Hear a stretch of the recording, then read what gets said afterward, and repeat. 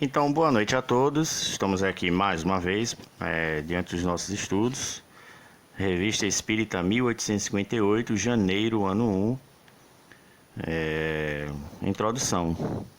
Então, vamos ver que manifestações são essas, que provas são essas que Allan Kardec agrupou para a gente e construiu a sua narrativa, né? Então ele fala, né, que essas manifestações ela acontece como visões, né, que são as clarividências. Nós vamos ver vários relatos sobre isso. Inclusive, quem quiser se aprofundar pode pegar aí a história de Joana d'Arc. E isso aconteceu, isso é um fato, né? E tá aí.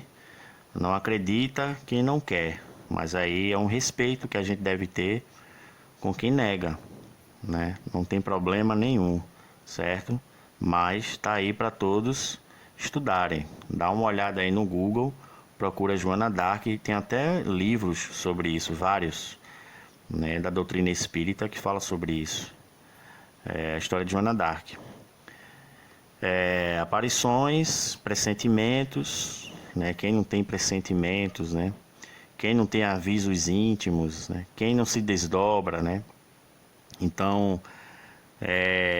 tem muitos fenômenos que pode acontecer. Tem a psicografia, por exemplo, né? E através dessas manifestações, a gente pode muito bem atestar a existência desse mundo imaterial, né? E isso se perdura por toda a história da humanidade, né?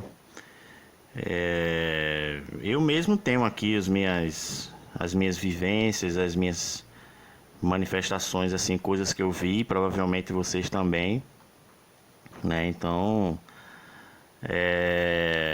isso tudo aí faz parte, né, das provas em relação ao espiritismo, né? As provas espíritas, né? As evidências, né? Ou mais do que evidências, né? Sonhos, né? Quem não teve visitas de entes queridos, né? Avisando, né? Coisas, né? Então isso tudo é a doutrina espírita, é estudo da doutrina espírita, é a prova que a doutrina espírita é real, é embasada em algo que realmente acontece, é embasada em fatos, só que com seus paradigmas, com seus critérios, com os seus sistemas de crenças, com a sua visão, com a sua ótica, diante do seu ponto de vista, né? Do ponto de vista espírita. Então, é uma doutrina realmente que trata e que continua o que a natureza tem para nos mostrar, né? Então, quem não teve aí relatos de avisos, eu mesmo conheço aqui um caso onde um amigo meu recebeu a visita aí da avó, que deu até data da ida, mais ou menos isso, né? E quando foi realmente nessa data, coincidência ou não, mas ela falecera. E nesse sonho, umas 5, 6 semanas antes que aconteceu esse sonho, ela avisou sobre tudo, deu orientações para ele e tudo. É engraçado porque ela visitou ele no estado de desdobramento, né? Ele se desdobrou, ela também. Isso foi avisado em estado sonambúlico, vamos dizer assim, né?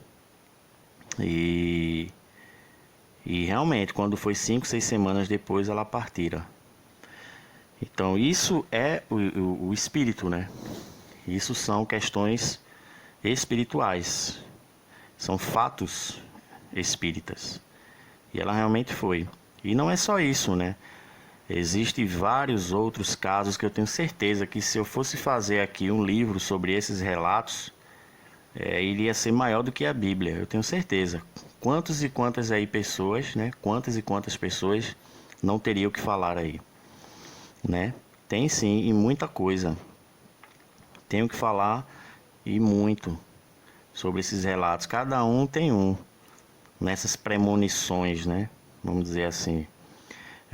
Já teve casos também de livramentos, né? Como diz, né? Ah, eu tive um livramento. Aquela intuição, aquela voz forte que diz, ó, não vá por ali. Aquilo ali é transmissão de pensamento aí, de espírito a espírito, né?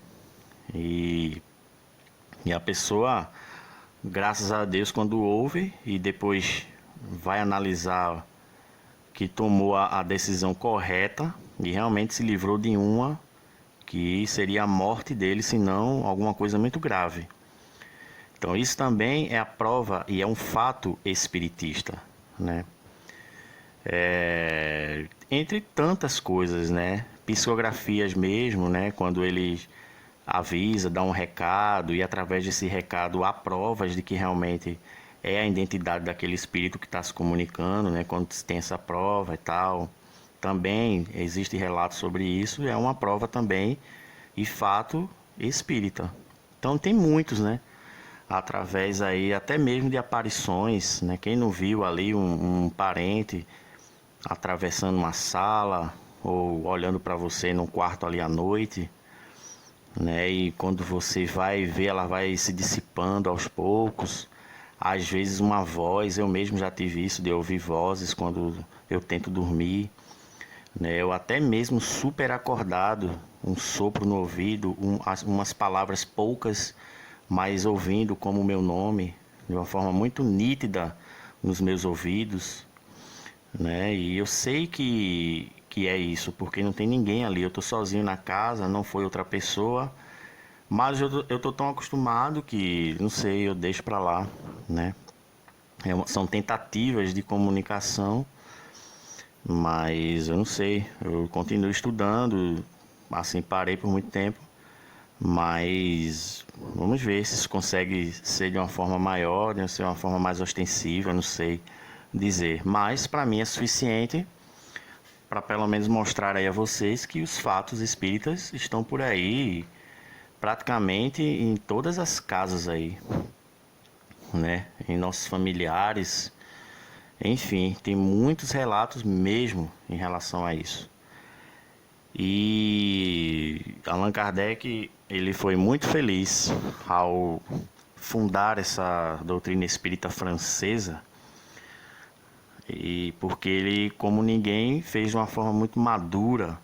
Ele era se a gente for olhar a biografia de Allan Kardec, é uma coisa muito incrível. Então ele era um cara muito sério, ele não tinha tempo a perder, ele não queria brincar, ele não era político.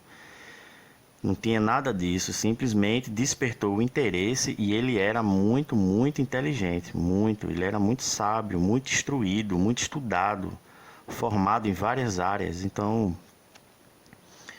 realmente chamou a atenção dele e não poderia ter chamado a atenção de uma pessoa melhor. Tinha que ser uma pessoa com esse gabarito mesmo para poder criar uma doutrina do jeito que foi criada, né? A doutrina espírita. Então, realmente, caiu em mãos ali felizes, né?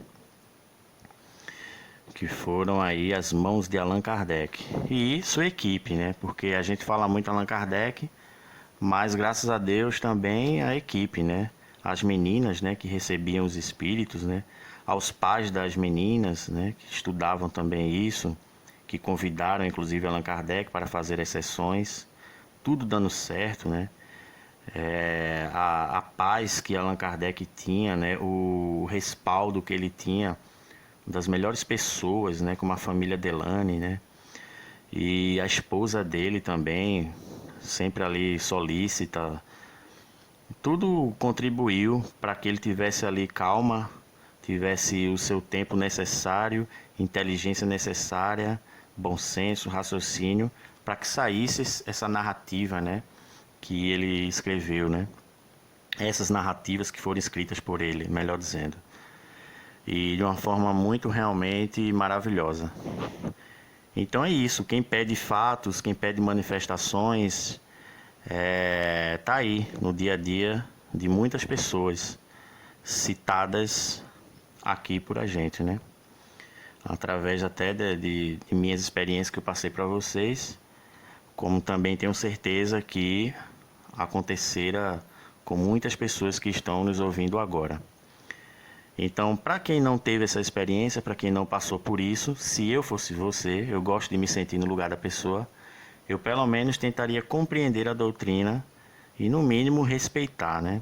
Eu não zombaria, não teria coragem de zombar, não teria coragem de ser covarde, não teria coragem de dizer que é uma mentira, que é uma idiotice ou palavras assim, porque na verdade, falando isso, quem está sendo o ignorante, né, na verdade é quem fala isso, né, seria eu. Então, olhando direitinho com o olhar da pessoa que está negando todos esses estudos, que são muitas coisas, muitos estudos, muitas dissertações aí que Allan Kardec nos deixou, muitas mesmo, e cada uma é mais completa que a outra, na medida certinha para todo mundo entender. Eu, no mínimo, respeitaria e ficava calado assim mesmo, e tentaria compreender da melhor forma, né? Porque muitas pessoas também negam porque querem provas, né? Mas tá aí, as provas são esses fenômenos que cada um de nós já deve ter passado, né? Algum pouco disso, uma intuição, uma voz íntima, um desdobramento, né? Aí uma coisa mais avançada aí em relação a isso seria uma clarividência, uma coisa mais assim, mais forte, né? Uma prova mais forte seria você ter a clarividência para poder ver o espírito, mas se a pessoa estudou a doutrina espírita, vai entender que não é qualquer um que pode ver o espírito, né? Você tem que vir com as condições necessárias para ver o espírito. O seu corpo, ele tem que estar pronto, tem que adquirir certas faculdades para ver o espírito. Aí a outra pessoa não tem essa faculdade e não vai ver o espírito, a não ser que o espírito queira, porque o espírito ele pode aparecer para quem ele quiser. Mas um homem que não está preparado, ele não vai poder aparecer para o espírito, né? Ele não vai poder ver o espírito, né? O homem que não está preparado para isso, corrigindo, ele não vai poder ver o espírito. Mas o espírito que está que para ele está permitido aparecer para um homem encarnado, ele vai aparecer para qualquer homem, né? Desde que o homem não seja cego, né? Tenha a sua visão normal. Então, esse espírito tendo permissão, com a ajuda de outros espíritos mais evoluídos, com certeza esse espírito vai aparecer para esse homem, certo? Então, são coisas assim que eu digo que é para poder a gente até assim, porque você está estudando, todo mundo aqui está do zero, né? Estamos tentando aprender. Porque muita gente só quer acreditar na doutrina se realmente vê o espírito, né? Ah, ela trata de espiritismo, como é o nome? Espiritismo. Então eu quero ver o espírito, mas não é assim, né? E não só existe também a faculdade de ver, né? A mesma coisa acontece para ouvir. Então, a clara audiência, você tem que estar preparado para ouvir. Tem que ter certas faculdades para poder ouvir, né? E a mesma coisa do lado de lá. O espírito tem que ter permissão para aparecer. O espírito tem que ter permissão para aparecer e tem que ver se aquilo é útil, né? Tem que ver se aquilo não vai perturbar a humanidade, tem que ver se aquilo não vai perturbar a pessoa. Então tudo é muito organizado. Não é assim, chegar e aparecer e deixar esse mundo, como a gente falou, uma bagunça. Não vai acontecer isso. Então é tudo muito pensado, né? Então, se eu não tivesse essa faculdade de ver, me colocando no lugar da pessoa, eu não chegaria assim só porque eu não vi, vou dizer que é uma mentira, mas eu entenderia os porquês, né? Eu queria saber, eu ia procurar saber, então, se eu quero ver, né? Então eu queria saber o que é preciso para ver, entender? É impossível ver, porque nas condições que Allan Kardec falou, jamais eu vou poder ver, então eu vou morrer sem ver, certo? Mas para ser um espírita, para compreender a doutrina espírita, não necessariamente você precisa ser apegado aos fenômenos, né? Você pode ser apegado e gostar da doutrina espírita pela parte filosófica, entendeu? Pela filosofia que a doutrina espírita discorre, né? Então, existem várias maneiras para você ser espírita, né? Enfim, mas eu jamais teria essa coragem de negar ou dizer bobagens contra a doutrina espírita. por tudo que eu já li aqui, por tudo que eu já vi, né? No mínimo, eu ficaria na minha, assim, respeitaria, né? Deixava assim, em respeito, sempre em respeito, porque realmente é uma coisa que atravessa todos os tempos, né? Então é isso, para quem quer fenômenos, para quem queria manifestações, é o que eu tenho a dizer para vocês hoje, ok? Então, no próximo estudo, vamos dar continuidade, né? As diferentes. Então, terminamos, na verdade, aqui a primeira parte da introdução e vamos para as diferentes formas de manifestação, que é dar continuidade ao nosso áudio de hoje. Então, muita paz a todos. Até a próxima, meus irmãos.